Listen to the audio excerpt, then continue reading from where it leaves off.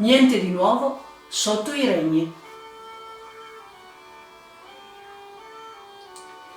Gli abitanti dei villaggi della Sardegna, oltre ai principi generali di libertà e di bene pubblico, hanno dei motivi molto specifici, molto forti per desiderare il sistema repubblicano, ossia l'abolizione dei diritti feudali. Fin dall'inizio della rivoluzione in Sardegna essi si sono rifiutati di pagare i diritti a cui il re, dal suo arrivo nell'isola, ha voluto sottometterli. Tale ordine ha suscitato un malcontento generale in tutti i villaggi, che si sono apertamente pronunciati contro i loro feudatari. Tali diritti sono assai considerevoli.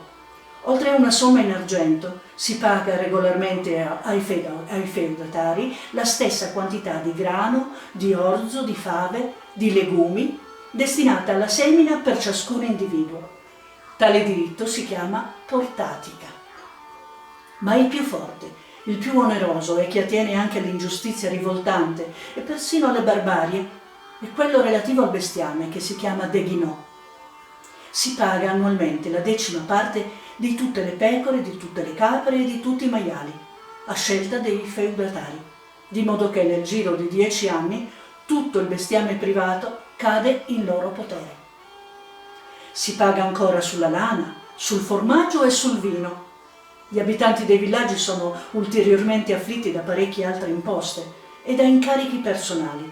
La giustizia è amministrata a loro spese e per conservare le proprietà sono anche obbligati a pagare ogni anno una sorta di assicurazione alla compagnia denominata dei Barracelli.